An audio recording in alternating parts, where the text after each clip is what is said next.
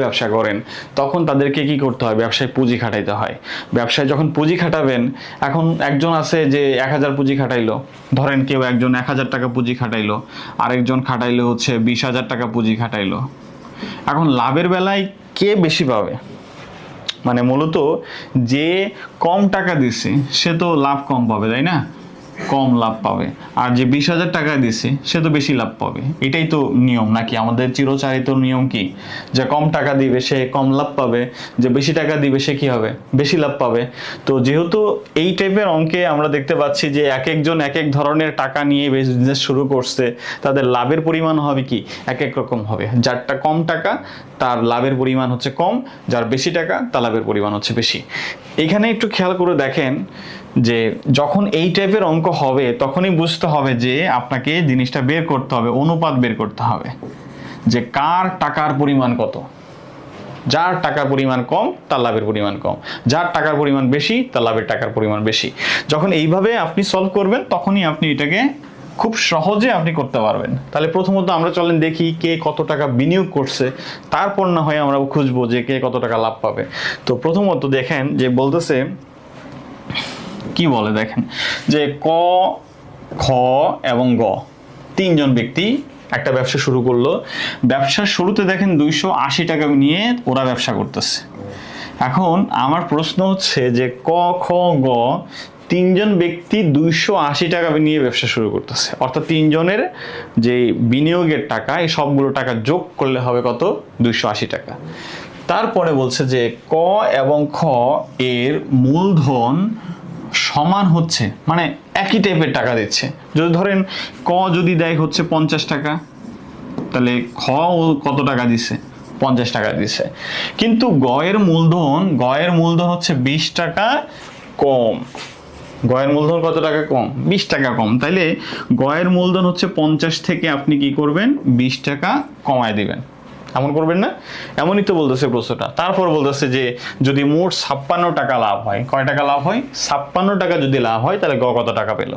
যখন এভাবে আপনি সলভ করবেন তখন জিনিসটা খেয়াল করে দেখেন, আমরা যদি আবার চিন্তা করি যে ক আর খ কে কে দিছে, আমরা জানি না ক কত টাকা দিছে। আমরা ধরে নিচ্ছি যে মনে করি ক বিনিয়োগ করলো, বা ক এর মূলধন, হ্যাঁ, ক বিনিয়োগ করলো হচ্ছে x টাকা।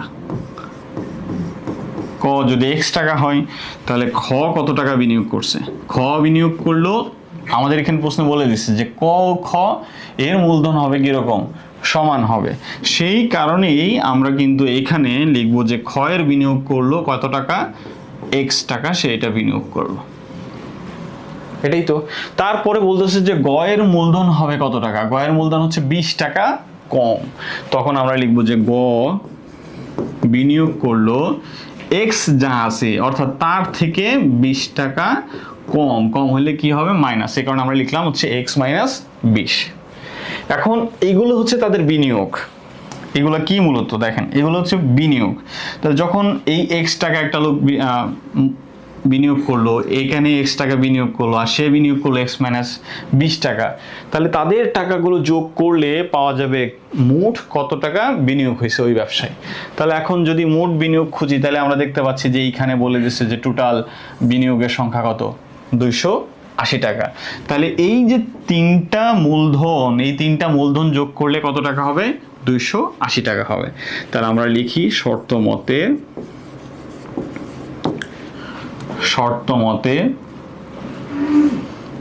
এই x টাকা, তারপরে খ এর x টাকা, তারপরে গ এর x মাইনাস 20 টাকা, এইগুলো যোগ করলে হবে হচ্ছে 280 টাকা হবে। তো এইখানে একটু খেয়াল করে দেখেন, এই x টাকা, এই x টাকা, এই x টাকা, এই তিনটা x যখন আপনি যোগ করবেন তখন হবে 3x টাকা, আর এই মাইনাস 20 যখন এই পাশে যাবে তখন হবে প্লাসের 20, অর্থাৎ 280 প্লাস 20, অর্থাৎ আমরা পাচ্ছি এখানে এটা 3x যদি আমরা ইউজ করি, এখানে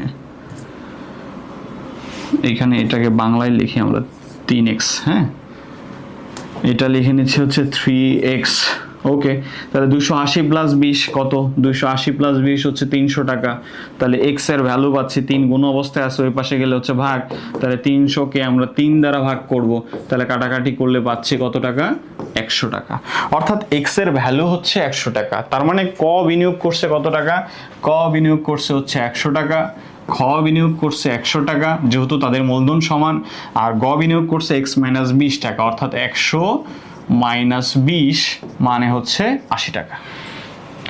এখন আমরা যেটা পাইলাম সেটা হচ্ছে এক একজনের বিনিয়োগের টাকা কিন্তু এক এক রকম। এক একজনের বিনিয়োগের টাকা কেমন? এক এক রকম।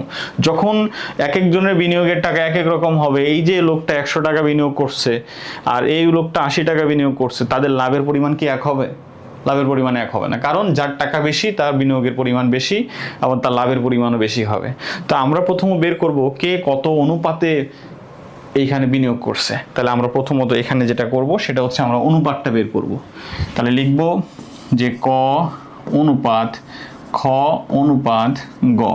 আমরা দেখলাম যে এখানে কি কি দেখলাম, যে ক এর অনুপাত হচ্ছে 100, খ এর অনুপাত 100, গ এর অনুপাত 80 দ্বারা ভাগ করি। 10 দ্বারা ভাগ করলে এটা কাটা যাবে, তাহলে থাকবে হচ্ছে 10, এইখানে থাকবে হচ্ছে 10, এখানে থাকবে হচ্ছে 8। এই জিনিসটাকে আবার যখন আমরা 2 দিয়ে ভাগ করব তখন পাবো হচ্ছে 5, 5 দুগুণা 10 অনুপাত এটাও 5 আর এটা কত? 4। 5 অনুপাত 5 অনুপাত 4। তাহলে আমরা জানি যে এখানে অনুপাতের যোগফল কত আসে, দেখি। অনুপাতের যোগফল আসে হচ্ছে, আমরা এটা যোগ করি চলেন, যোগফল হচ্ছে 5 যোগ 5 যোগ 4 কত? 5 5 10 4 14।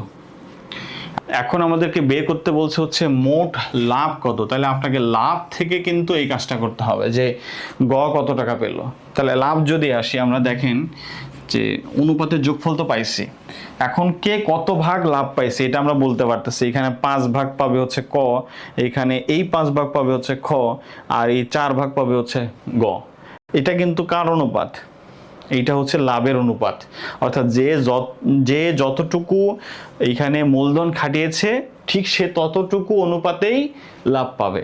যেহেতু সে 5 ভাগ খাটাইছে, তার মানে এখানে আমরা বলবো যে সে 5 ভাগ লাভ পাবে। এই খ পাবে 5 ভাগ লাভ, এই গ পাবে কয় ভাগ লাভ? 4 ভাগ লাভ পাবে।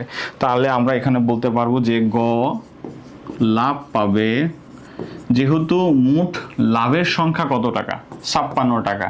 তার মানে 56 টাকার লাভ হবে 14, যেহেতু 14টা ভাগ, তাহলে 14 এর দেখেন এইখানে গ কিন্তু লাভ করতেছে কত অংশ? 4 অংশ। তাহলে এখানে আমরা লিখবো 4। ঠিক আছে, 4 14 হচ্ছে 56, 4 4 কত? 16। অর্থাৎ গ এর লাভ